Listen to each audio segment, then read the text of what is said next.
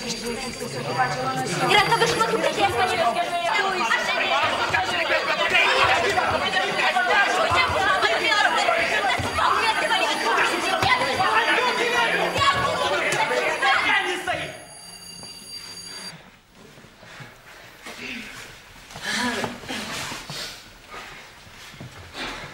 Malonėkite sakyti monologą lengvai ir šmaikščiai. Nes jeigu paleisite gerklės kaip dauguma mūsų artistų, tai tegul mano eilės skaito geriau gatvių skelbikas. Ir nekapokite rankomis oro. Visur ir visada labai svarbu išlaikyti santūrumą. Mat aistros sūkuryje, virpete arba, kaip aš pasakyčiau, viesuloje, labai svarbu išlaikyti saiką, kuris tą aistrą ir sušvelnina. Bet nebūkite ir pernelyg suglebę. Teisėja jums vadovu jūsų pačių nuovoka. Derinkite veiksmą prie žodžio, žodį prie veiksmo ir ypač stenkitės neperžengti gamtos paprastumo ribų. Nes visa, kas perdėta, prieštarauja pačiai vaidybos meno paskirčiai. O jo tikslas kaip seniau, taip ir dabar.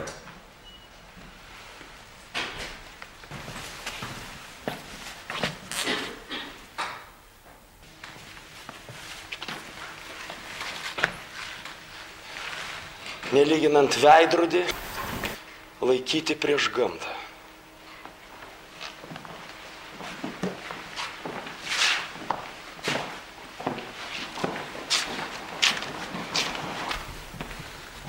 Dorovį rodyti.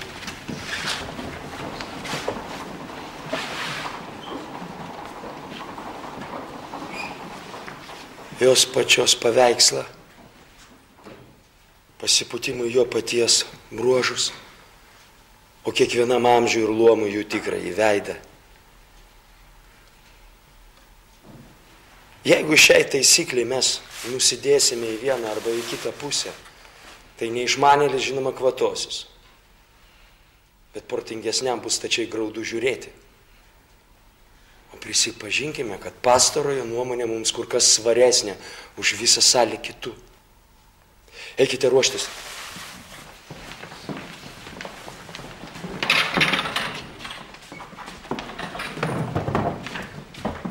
Horacijo! Horacijo, tu iš visų žmonių, kuriuos man pažinti, teko pats teisingiausias.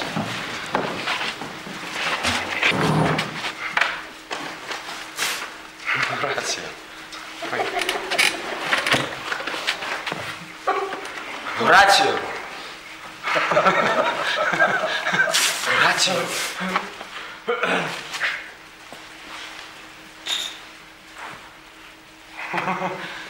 Horacijo.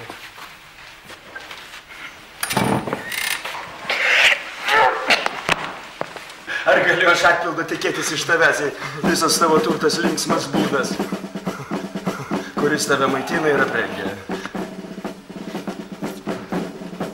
Ar tu girdėjai? Kieno tai kariuomenė? Norvegijos karalių! Kas vadovauja jai? Fortinbrasas!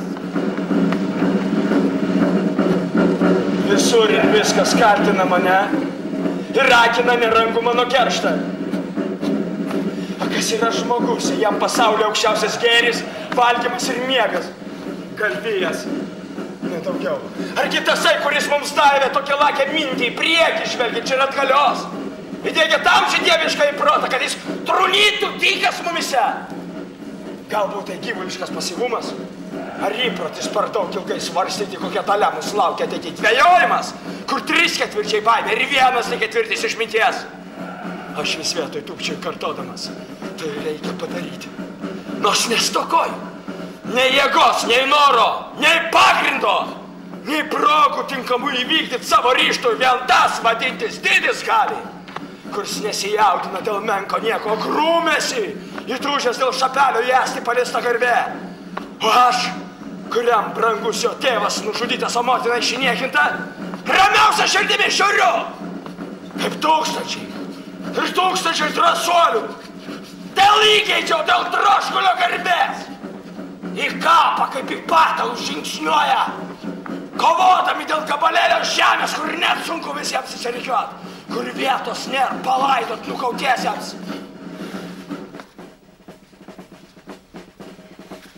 Bet mano mintis prakalbės krauju, o jeigu ne menkybė vardas jų, tačiau užteks eime.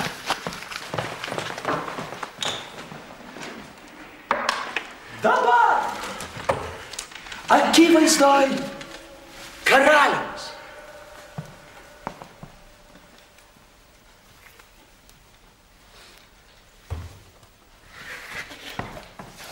Įvyks vaidinimas.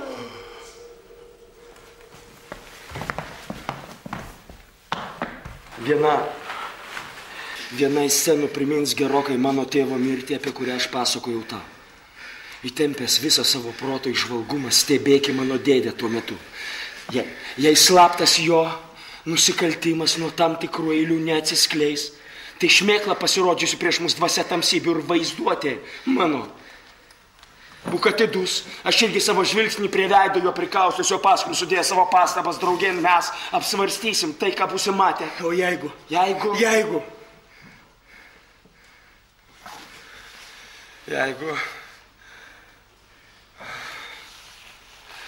Jeigu dabar, tai ne paskui. Jei ne paskui, tai vadinasi dabar. O jeigu ne dabar, tai vis tiek kada nors ateity. Svarbiausia būti pasiruošusiam. Jeigu mes nežinom, kas mūsų laukia čionai, tai kokį mes turim bijoti anksčiau išeiti iš šito pasaulio? Kas bus, tas bus.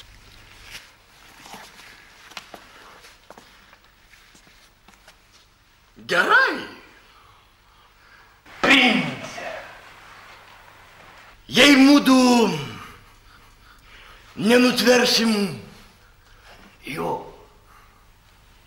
ir jis ką nors vogčia nuslėps nuo mūsų, tai už vagystę princę moku aš. Užteks, ateina jie.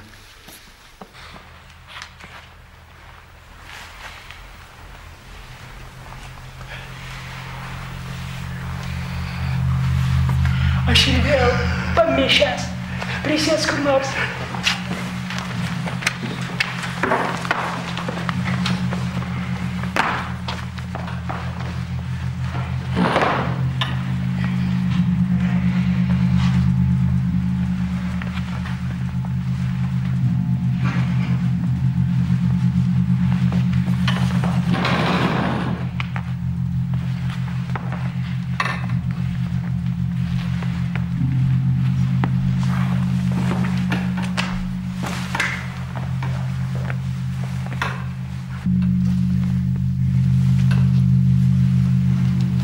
Gyvas mūsų mielas sūnėnas Hamletas. Gyvas vienor ir pažadu pyragais. Taip gerai net mėsiniai višiukai nepenimėjai. Kas man iš tokio paaiškinimo? Hamletai, šie žodžiai man nieko nesako. Man irgi. O jūs, mečiamasis, girdėjau, kadaise universitete vaidinote? Taip, prince, ir buvau laikomas gan neblogu aktorium. Kokia buvo rolė? Aš vaidinau Julijų Cezarį ir buvau užmuštas Kapitolį. Mane nužudė Brutas. Kaip brutalu buvo iš jo pusės nužudyti tokį kapitalinį veršį. Artistai jau pasiruošę? Taip, prince, jie laukia jūsų įsakymų. Mielas mano Hamletai, eikš, atsisėsk šalia manęs. Ne, mama. Čia yra magnetas stipresnis. Oho, girdėjot? Mečiamoje, ar galėčiau aš atsigulti jums tarp kelių? Ne, mano prince. Aš norėjau pasakyti, padėti galvą ant kelių. Galit, mano prince. O jūs gal pagalvojate, kad aš omeny turiu ką nors blogą? Ne, aš nieko nemanau, prince. Visai nebloga mintis, gulėt merginai tarp kojų. Ką jūs sakot, prince? Kas aš? Nieko. Jums linksma? Ką man? Taip jums. Viešpatie, aš tiesiog pokštininkas. Bet kągi kitą veikti žmogui, jei nesilinksminti. O tai žiūrėkit, mano mama kaip linksmai nusiteikusi. O nepraėjo net 2 valandų, kai mirė mano tėvas. Jau bus 2 po 2 mėnesius, prince. Tiek daug? 2 mėnesiai kaip miręs ir vis dar neužmirštas? Oi, tai reikia manyti, kad didelio žmogaus atminimas liks gyvas ištisus 1,5 metų po jo mirties. Bet prisiekiu motiną švenčiausią, jis privalo statyti bažnyčias. Kitaip jam gresia užmarštis. Kaip tam mediniam arkliukui, jūs prisimenat epitafiją? Kaip skaudu, kaip baisu, arkliukas užmirštas visų.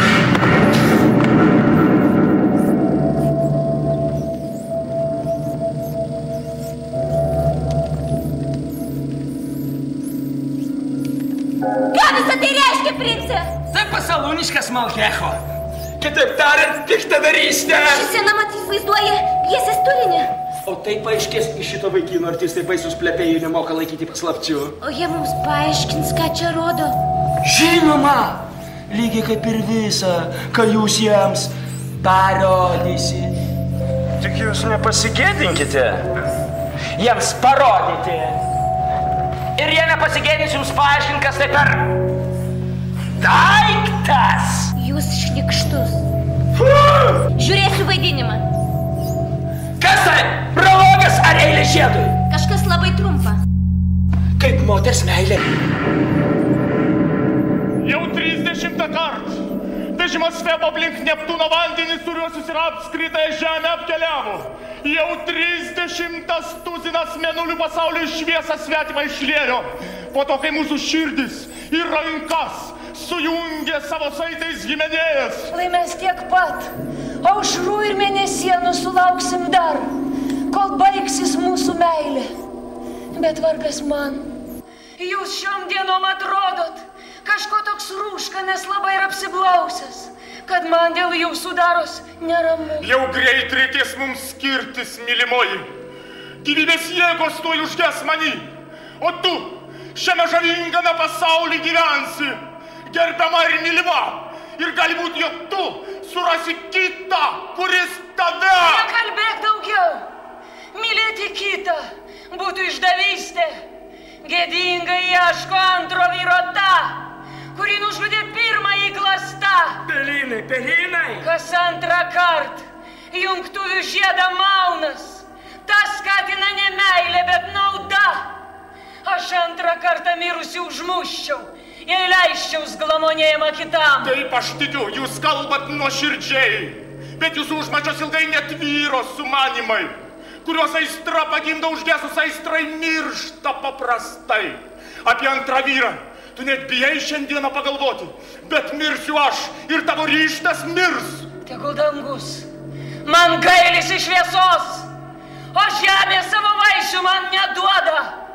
Lai būsiu amžiams pasmerkta kentėt, jei tapusi našle vėl ištekėsiu. Ir netesi savo priesaiką. Galinga tavo priesaika, brangioji. Palik mane čia vieną. Aš pavargau ir nuo sunkiųjų rūpesčių dienos norėčiau užsimiršti bent miege. Dangus, te užliuliuoja tavo sielą, o sandora mūsų amžinai te lydi. Na, meldžiamoji, kaip jums šitą pjesę? Man regis toji ponia pernelyg jau dosni pažadų. Bet jinai tiesė savo pažadą.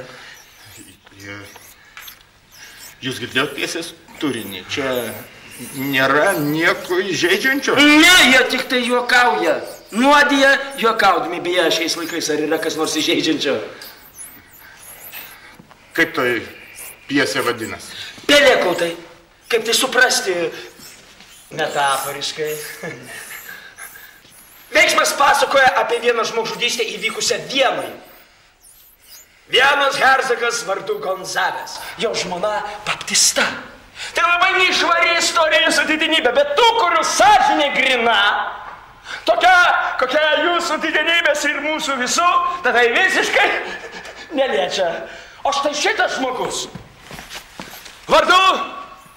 Liucijanas. Jis yra karalius sūnėnas. Jūs gerai einat choro pareigas, prince.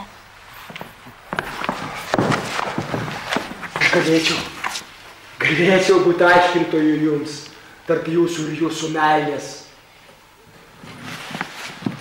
Ir galėčiau pakęsti.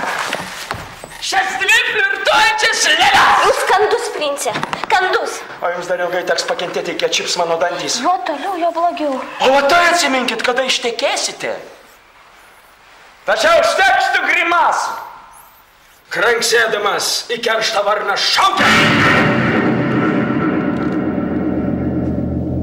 Pats laikas, mintis juodos kaip nuodai, ranka tvirta aplinkui ne žmogaus.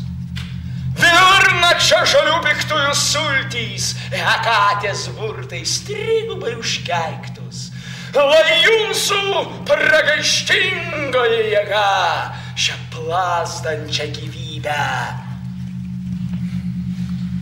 sunaikina. Jisai nužudo karalių, jo sode, norėdamas pasiklemšti sostą. Ši istorija gyva ir šiandieną, o dabar pažiūrėkite, kaip žmogžudys užkariaus jo žmonos širdį.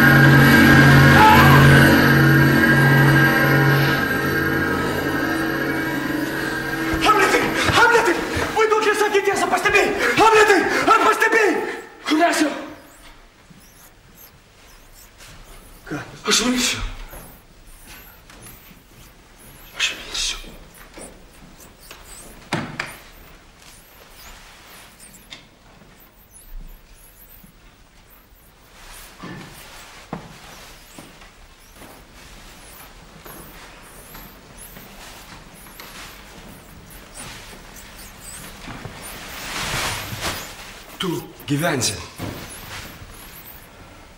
Rasiu. Paskelbk abejojantiems tu viską, kaip buvo iš tiesų.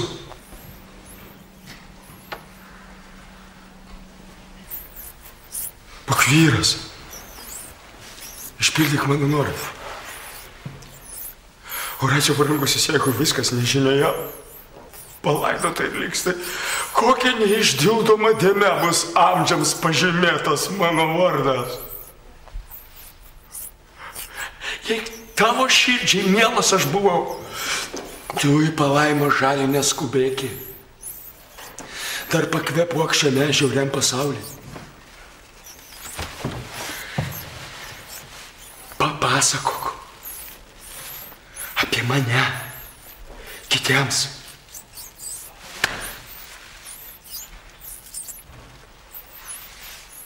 Hei, fleitos, muzika! Jeigu pjesė nepatinka, tai vadinasi nuotinga!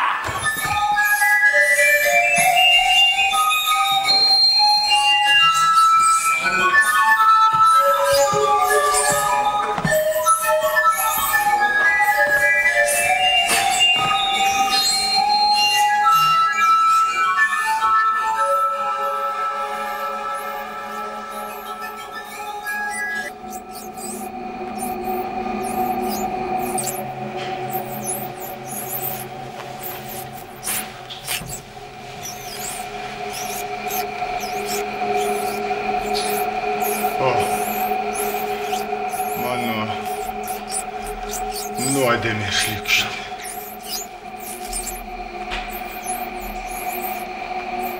Ji dvokia lyg padangaus. Seniausias prakeikimas brolė žudystė. Sąžinė man slegia.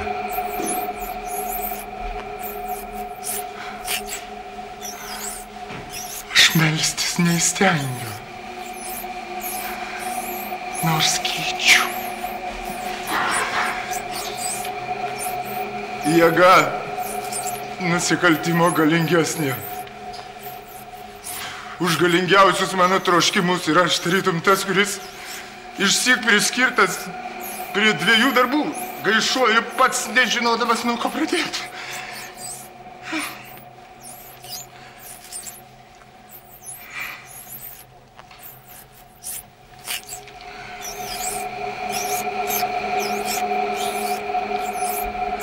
Jei toji mano prakeikta ranka kiaurai net permirktų nuo brolio kraujo, tai argi maloningoji padangiai neatsiras pakankamai lietaus pris ją, vėl nubalintų kaip sniegą, argi ne tam yra gailestingumas, jog žvelgtum drąsiai nuodėmei veidan ir kurgi ta maldos galia dvilypė, sviruojančius paremt, kad nesukluptų ir tiems, kurie nupuolė dovanot. Aukštyn žvelgiu ir darosi lengviau, bet o kaipgi melstis aš dabar turiu? Atleiski mano šiurpę žmogžudystę. Ne to nebus, nes man priklauso visa, dėl ko esu įvykdęs žmogžudystę ir sostas ir šlovė ir karalienė. Kaip galima tikėtis atleidimo, kol nuodėmės dėmė nenuplauta. Dažnai šiame sugedusiam pasauly nedorėlio ranka už aukso savo teisėjo valią nuperka. Tuo piktadarybę tylomis paverčia įstatymu.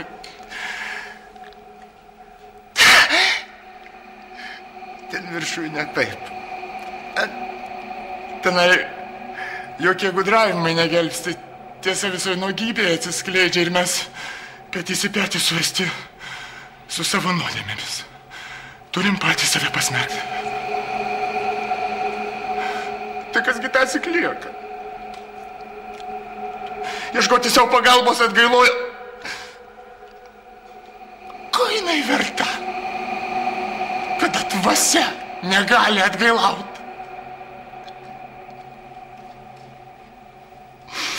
Neapsakoma kančia. Krūtinė juodesnė kaip mirtis bejėgė siela, kuri ištrūkti stengiasi iš dumblinės, o klimsta vis gilin. Angelai, padėkit. Lenkitės išdidus keliai. Širdies plėninės stygos sugležnėkit, tarytum gyslos kūdikio švelnaus.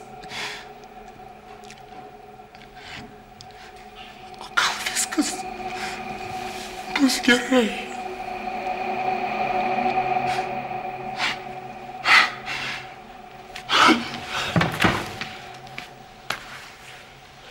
tai galėčiau padaryti dabar, kada jis meldžiasi ir padarysiu. Bet jis papuls į dangų. Menkas kerštas. Reikia apsvarstyti. Kažin koks niekšas nužudo vargšą mano tėvą ir už tai vien turtis jo sūnus pasiunčia jį į dangų. Tai būtų paslauga, ne kerštas. Sauk mano kartą, lauk juodesnio žygio, kai Golija išniekinta myluosis. Burnos ar loš, ar šiaip ką nors darys, kas nežada išganimo mirtingam. Štai šitokiu metu nudobk tu jį, kad renktojas kalnais į patį dangų ir joje siela būtų net juodesnė už pragarą, kur teks jam nugarmėt. Bet motina jo laukia. Aš einu. Kentėt nedaug belieka jau dienų.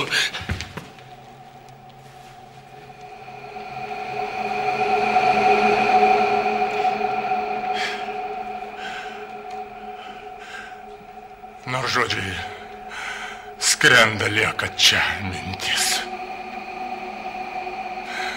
Dangun be minti žodis nenuskris.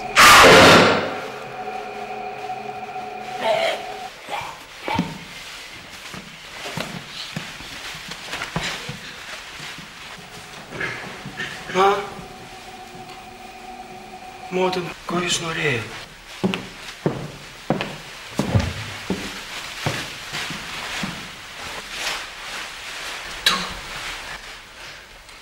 Tu savo tėvą įžeidei, sūnau. Tu mano tėvą įžeidėjau, motina. Tai šneka tavo lūpom. Beprotystė. O tavo lūpom kalba veidmainystė. Ką reiškia tai, sūnau? Ko jūs norėjot? Tu! Pamiršai, kas aš! Anaiptol, jūs esat karalienė. Mano dėdė žmona. Ir mano motina, dėja. Jei taip, kiti gal sudoros tave. Palaukite! Niekur neikite ir neikit. Jūs toli neišeisite iš čia, kol veidrodė! Parodysiu jums viską, kas glūdi jūsų sielos gilumoje. Panori, kad kažkas mane užmuš! Ei! Gelbėkit! Kas tai? Šiurkė! Kertu lažybų. Negyva! Ką tu darai? Aš nežinau. Ką tu darai? Kas tai? Karalius! Karalius! Koks kruvinas. Bjaurus. Nelemtas žingsnis. Ką tu darai? Taip, motina, bjaurus, nelemtas žingsnis. Bet ne bjauresnis. Jei užmušti savo vyrą ir už jų brolą ištekėt. Užmušti savo vyrą! Tai mano žodžiai!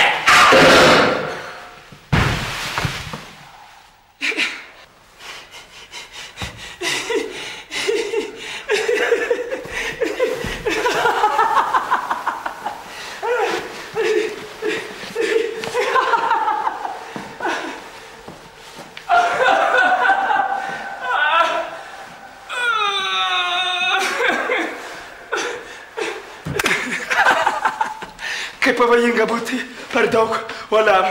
Štai tavo atvadas, matai? Aš maniau, kad tai anas aukštesnis.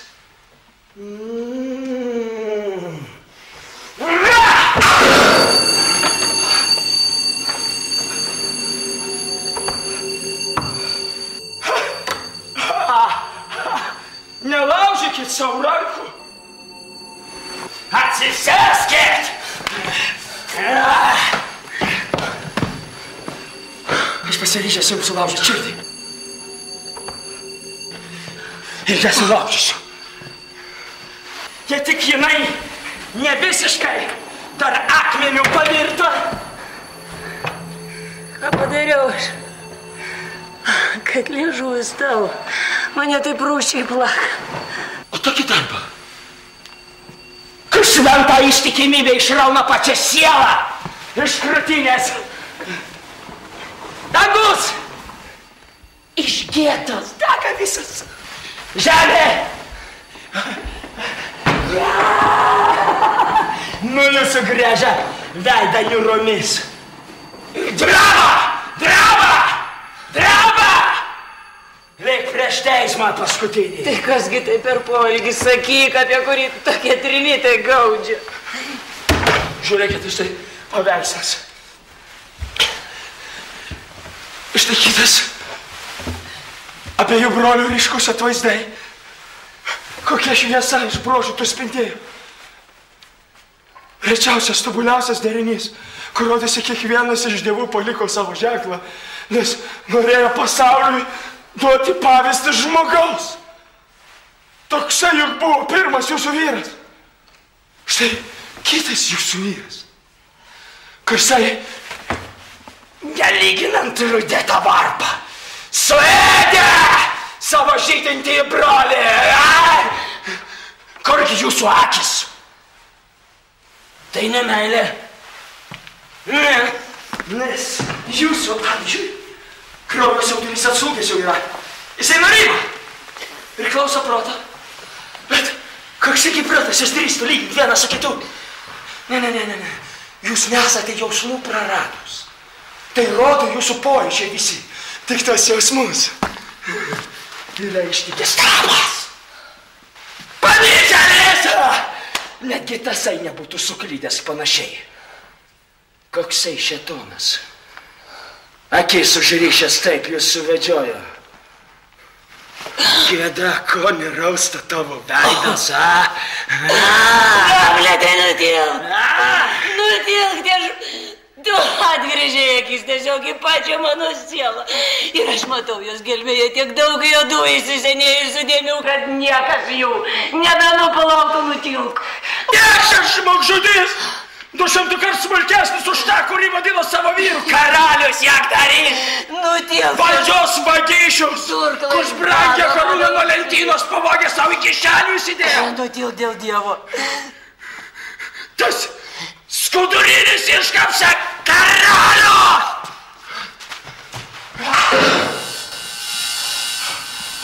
Angelai, sargybiniai padangių.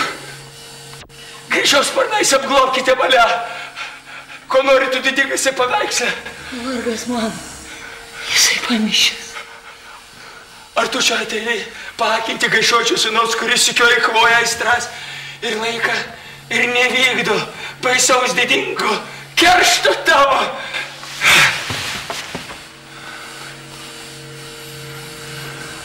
Žvelk. Tavo motina sukaustė siaubas. Įženk tarp jos ir tarp kovojančios jos sielos. Silpnų vaizduoti, juk tokia stipri. Kalbėk jai, Hamletai. Prakalbink ją.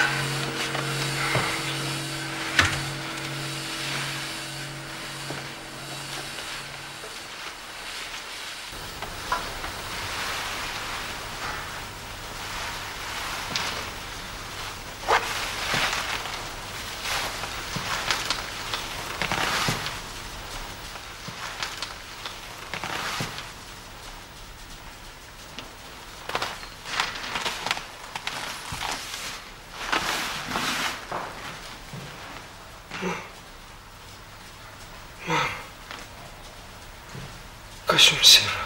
Dėja, kas tau yra, kad tu žvelgi pastylės, tuštumon ir be kūnių oro lyg kreipiesi. Ką tu matai tenai? Jį žiūrėkit, koks išbalęs.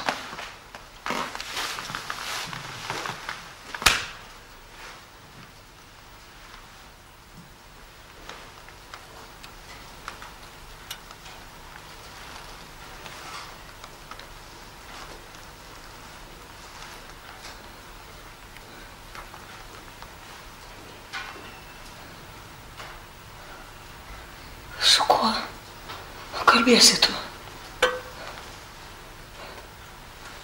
Ar jūs nemato? Ne.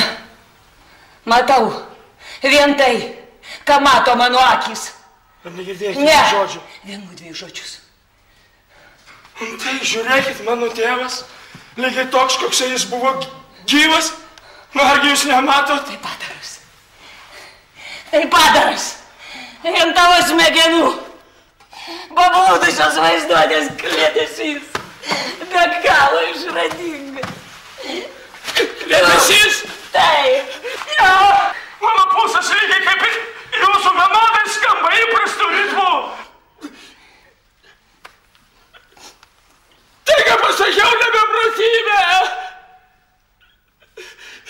Jūs galite išbandyti, aš tiksliai kiekvieną savo žodį pakartosiu ir kaip beprotis neklajosiu. Tad nemigdykit savo sąžinės emociją. Paguodos apgaulingais tepalais liktai ne jūsų nuodėmės bylotų, o mano beprotybė. Atverkit dangų sielą. Atgailauki.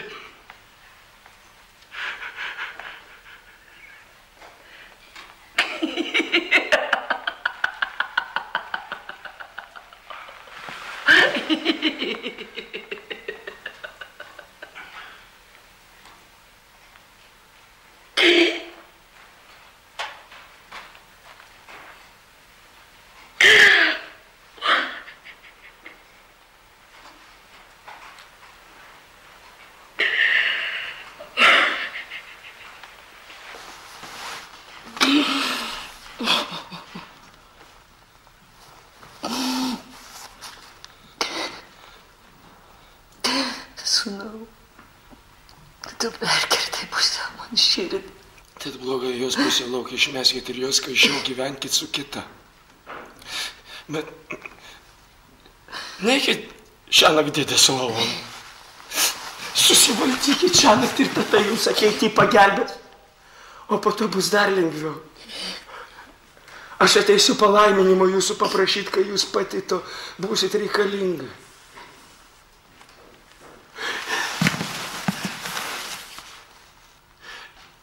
Iš gailesčio aš turiu būti žiaurus. Tai tik pradžia, bet greit audra užgrius. Kągi man daryti? Kągi man daryti? Visiškai ne tai, ką jums kalbėjau. O šis išpampęs karaliukštis jūs savo lovan vėl įsivilios. O jūs už tai atnarpliokite visą jam teisybę, kad iš tiesų nesu beprotis, esu tiesiog beprotiškai gudrus. Nu, tada žinoti būtų jam ne pro šalį. Numojusi ranką į sveiką protą, atverkite teisybės paukščiams dureles ir tasitoji pasakų beždžionė. Įlįsti pamėginkit jų vieton ir pamatysit, nusilaušite savo sprandą. Man trūksta dvasios pakartot, ką tu čia pasakei.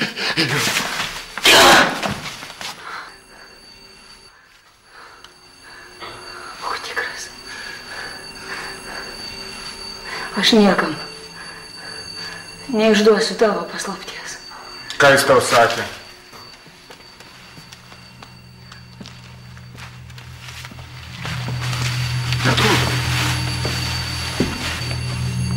Ką būtent? Siaučia, kaip viesulas audringam vandenyne.